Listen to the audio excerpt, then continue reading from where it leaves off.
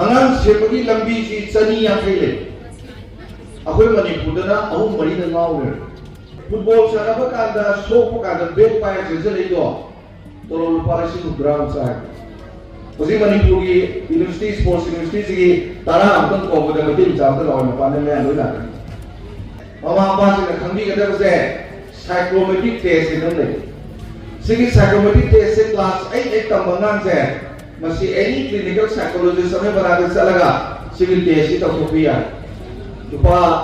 कया लोगों ने हारा दिसंगा लोगों ने सिर्फ सिंगुलर मरा हाई बस psychometric test से test कुंठा उपान पिरे कनी angang zigi sembe ya ngom ya magut berdulu iya ni ada yang angang sekali ke dalam si sahabat pelan itu tahu nggak ni imung lagi puncio kang berbiang imung ki puncio imung mesti keno Manipur imung dari mana maya matul lupa lah ani cara ke mana apa tu mungkin sikimo baiknya dengan masa tu mincan tu kan naik taman daripada pasal tu tu mungkin mau mati belum dari ni मैं light तक हम देख कर दो इसे family सिर्फ emu बनूंगा कई लोग लेकर यूथन नवा कोट पार्टी नवा इतवा इमू बनूंगी बच्चे मराव मुंशी बखंडरवा सामिन थंगनवा हेइटरवा मियां मरक तिंद्रवा मतिसाव मियां लेकर दो मधुनो मुझे होंगे युनी से सुम होंगे युनी apa benar tahu kata aina han berkabjening se Asal kata senu tomat tage hai senu itna to senu kain dakar lagi. Ai ki laikmak sida le riba naha mayam se sema ba ati chala ba. Moina tor palomi sini warsu lainga ko warsu officer warsu police warsu any thaba ma to bodane mamunta na matik chala to bumam bamiya mo lebelam se नाम करना तोमान क्या है वो पुल के लोग हैं इसमें दिल्ली दाखिल की नबी मुसा में आना फुटबॉल फाइनल का तीना इंडिया की चाव रेबल मत पांचिन तक पोषण न कोई खांगा थोड़ा को अवार मुंको की नबी में हमसे मिजो नबीजो मणिपुरी ने हजन लो नागा नबीजो मणिपुरी नागालैंड की मणिपुरी ने हजन लो करेंगे नोजा हर एक प्रदूषी वे पाने नकली दिननी अगर आप अनाम से पाने सीन दरिया दिस अनाम तो महान दरिया दिस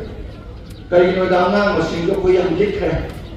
उसी के 1.65 में 30 डिग्री ऐसे अभी कोई नहीं मखादा ले को पुनाई तो मुद्द नहीं है अकोई से 1.65 अकोई अनी लेकिन मखाता अमियान अतो मैं कई पांग ले रिबा कुकी सिनाव ले रिबा नगा चिंगी मशीन का यामी अनाम को अदुना अंगान लेरिबा सिदि अमत मानन बया अंगान सेपगी लंबी सी चनी याखैले अखोय मणिपुर दना अहु मरी न गावरे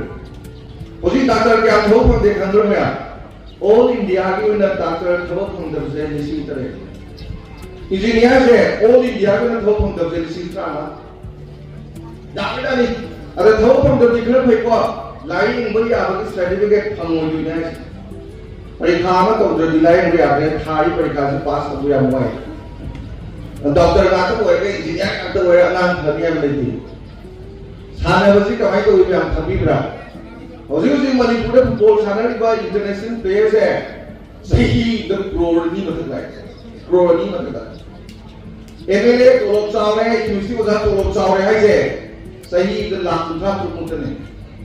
अदो फुटबॉल साने वाला दूरी करोड़ नहीं मतलब हमें नेशनल प्लेयर प्रो अमरी मतलब है वो इनकम से ये भी वो सुन हदर था अन्य की अमम खाए मॉडल क्रिकेट साने उसे की ऑक्सीजन हो वो एक साने बगी चाहिए मन लाम ओपर तो 14 करोड़ है हो अदना अनान सेरों में तंदा कोई ना है वो कोई अनान लोई तो बच्चे मसीदा मी वो इन्हें ना बगी मगुन याव तो अनान तो पृथ्वी दले के निपाल ले को IQ मखन निपाल ले निपाल याव तो अनान तो कोई पृथ्वी दले अमा सोई याव तो अदुगी मनुंगनी तुम्हें फियों जगोई सही वाखलो यावरी बा हेबा लाये को यावरी बा साना बा यावरी बा environmentalist soida hai nei kari sana yang dum to yawi ba adagi moi masen dinarada wangan sangada interpersonal inter apagi kari hakare ni sin luchingbo idagi wangan sangayam hebanga मोई बोर्ड के लेपर तो यार तो नहीं अदेगी वारी वाला को पता हम सिंबा कारबार तो कोई आगे तो बात अदेगी वाक कितन नाम बात लॉजिक क्या ले वाला मोई लाइट है गंदनी अदो अचो सांग लाइट के रुशिन में आई नी हम याओ ये अगांग सीधी को अगांग लोई ना बता कोई भी हम नते अगांग मिशिंग या थे की मरुंगा आईएएस ऑफिसर में याओ नी अगांग मिशिंग कुन की मरुंगा डॉक्टर में याओ भी है अगांग मिशिंग तरा के मरुंगा इंजीनियर में याओ भी है फिर मसीदा इंजीनियर डॉक्टर अदुगा आई यामेना खंड काला नहीं खली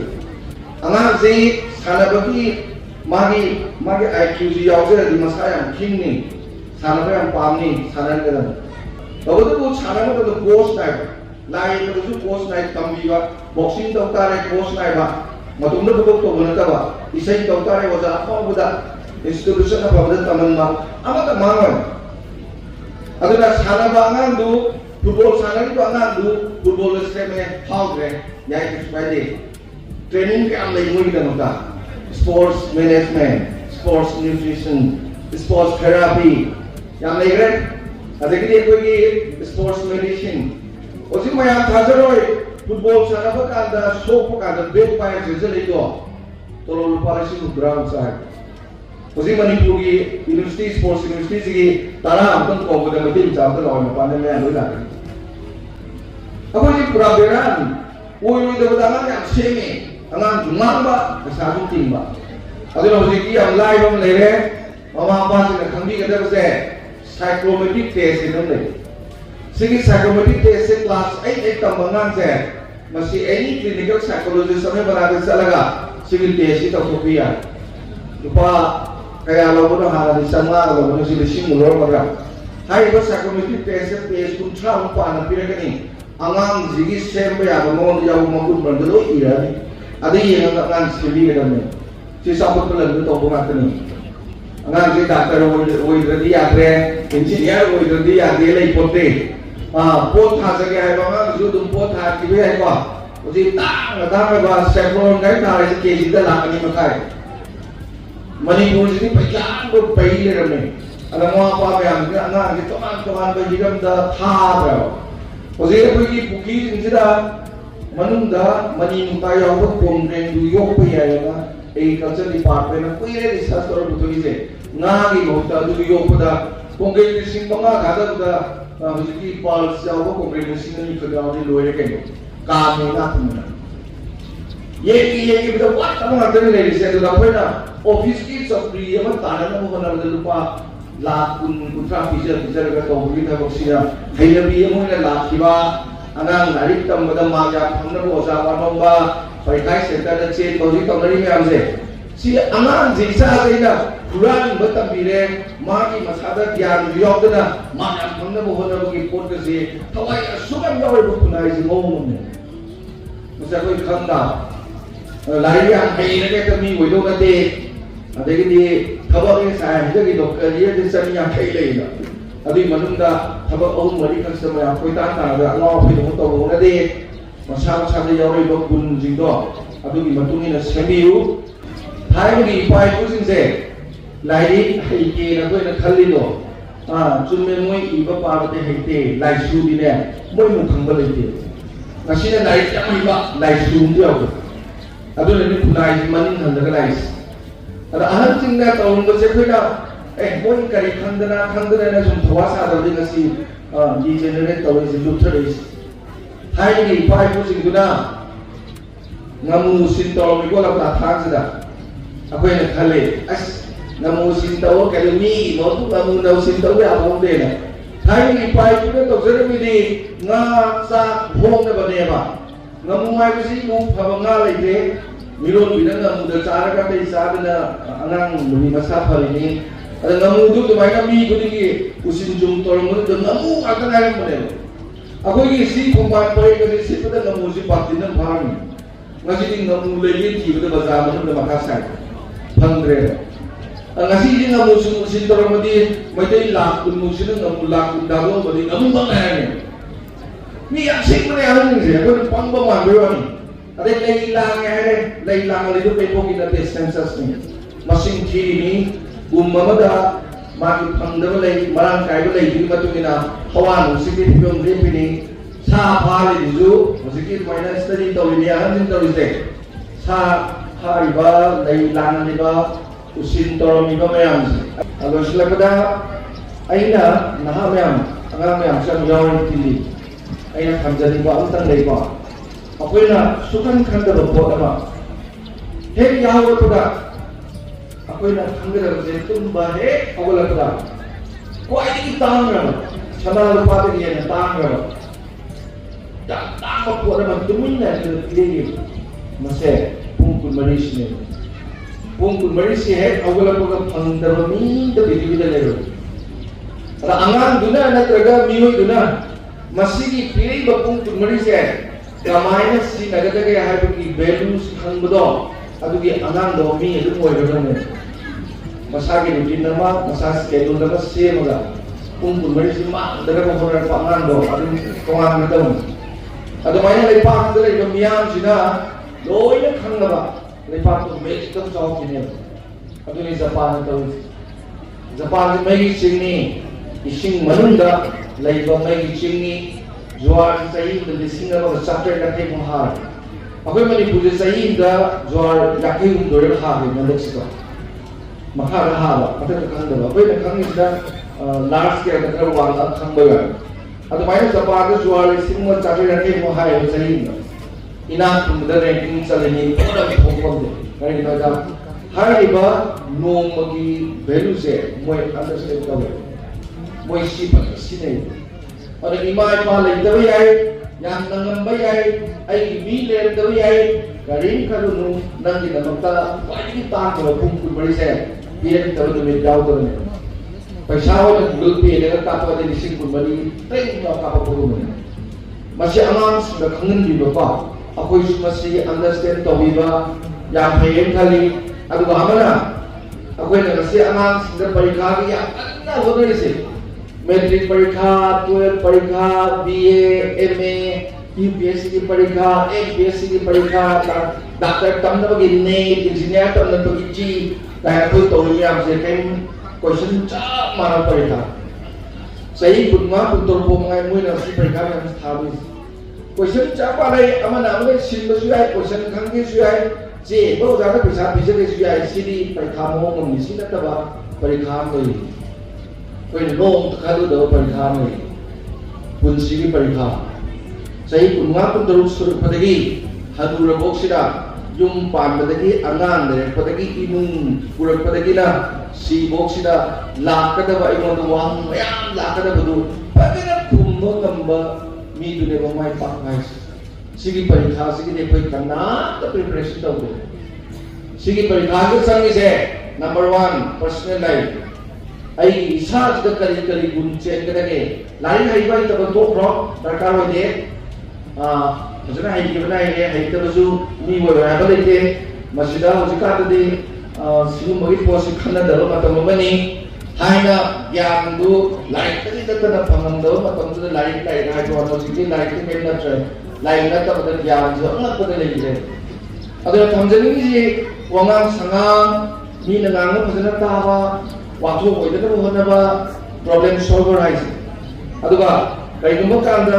पोट अमा लाकदा लुना खंदा क्रिटिकल थिंकिंग को अदुगा फना फना kan फना खंदा तब पॉजिटिव थिंकिंग दु यामरो ने इंटेंटी आई ने ngasi मी की मसा ओ इसे आई की सादा मी ने ऑलरेडी नुवाय का सी इंटेंटी नि आई ना आई की मो थी तो इसे आई की सादा की दुविना मने पुकु तोर नुवाय का सिदा ने थाइना पुनाय जा फरमिसी अइना ngasi तौरिसे अइगोन तौरदि नुंगाइरको पोट मते योलसु अइना ngasi योलिसे अइना सारानो लैनि नुंगाइरको युम मते सारसु अइना ngasi सारि युमजे अइमकी यूनिकोड कलर सारो अदुदने फजरन इम्पेक्टियस सिगाउद्रे सिमयामजे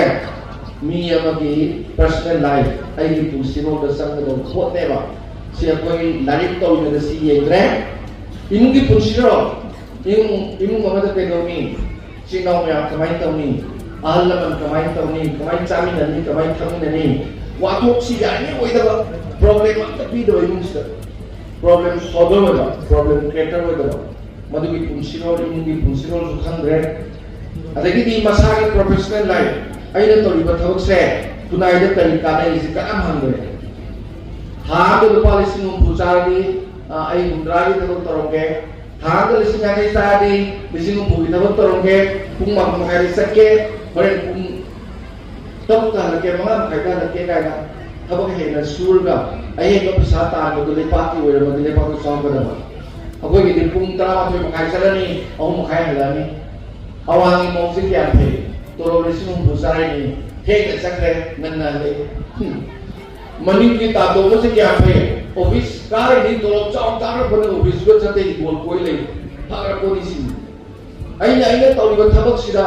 ꯂꯩꯄꯥꯛꯀꯤ ꯀꯥꯟꯅꯕ ꯈꯔ ꯄꯤꯒꯦꯅ ꯈꯟꯗꯕ ꯈꯨꯟꯅꯥꯏ ꯆꯥꯎꯈꯠꯄ ꯅꯠꯇꯦ ꯑꯗꯨ ꯃꯅꯤꯄꯨꯔꯗ ꯀꯅꯥ ꯀꯩꯗꯧꯔꯤꯒꯦ ꯑꯝꯇ ꯌꯦꯡꯕꯤꯌꯨ ꯇꯧꯔꯤꯕ ꯊꯕꯛ ꯃꯌꯥꯝ ꯆꯥꯔꯤꯕ ꯇꯣꯂꯣꯞ ꯃꯌꯥꯝ ꯍꯨꯔꯥꯟꯕꯒ ꯆꯞ ꯃꯥꯟꯅꯩ ꯑꯩꯅ ꯂꯨꯄꯥ 50,000ꯒꯤ ꯊꯕꯛ ꯇꯣꯂꯣꯞ ꯐꯪꯉꯒ 10,000ꯈꯤꯇꯪ ꯊꯕꯛ ꯇꯧꯔꯗꯤ ꯑꯩ 20 ꯍꯨꯔꯥꯟꯗ꯭ꯔꯣ ꯑꯣꯖꯥꯅ ꯇꯣꯂꯣꯞ ꯆꯥꯎ ꯄꯤꯔꯤꯁꯤꯡꯁꯦ ꯂꯥꯏꯔꯤꯛꯁꯦ ꯐꯖꯅ ꯇꯥꯛꯑꯒ ꯅꯩꯔꯒ ꯑꯉꯥꯡ ꯁꯦꯝꯃꯨ ꯍꯥꯏꯕꯅꯦꯕ ꯉꯥꯛꯇꯪ ꯇꯤꯛ ꯑꯥꯎꯠ ꯇꯧꯔꯝꯃꯒ ꯆꯠꯈꯤꯕ ꯀꯥꯔ ꯂꯩꯅꯕ ꯌꯨꯝ ꯁꯥꯅꯕ ꯅꯠꯇꯦ ꯁꯤ ꯄ꯭ꯔꯣꯐꯦꯁꯅꯦल लाइफता थबकी पुनसिरोल कोई सिबो खंद्र अदो खुनाई पुनसिरोल सोशल लाइफ खुनाई सिदा लेजी तोंद ले यादे मिया मरत ले बदा अइना पोट मत योलसु कमाई तौनी अइना मी मत बनरसु कमाई तौनी अदगरी हिरंग खुदी मंदर जन खुनाई जी करी करीना लेपा सिबगी वाखनो इपाई तुन चेलबु दु यावदे सिमयामजे मसी पुनसिगी परीक्षादा मसी फजना खंगदी माई पाकदबने मदो आंगांग सिंगे तंबीद्रे सोमदा लाइक तंबीरिङैदे लाइकसु तंबीगदबनी मसिउ तंबीगदबनी सिगी परीक्षासुदि पुंसि सुबा तबदो परीक्षानि होजिगी परीक्षादुदि सही 14 सुकांदा परीक्षा तंनाय लेरोइबको आंगांग सेमगा आंगांग लोइनमसे एनी माइ फील्ड लाइक तंबद तोके कारवार तोके जु तोंदा अदगि लाइक तंबाई याम तोरोय 12 लोले ए पोजै थागे थांतारे आई सानगे सानतारे लाइने रियता लाइ पगा फुबिरु को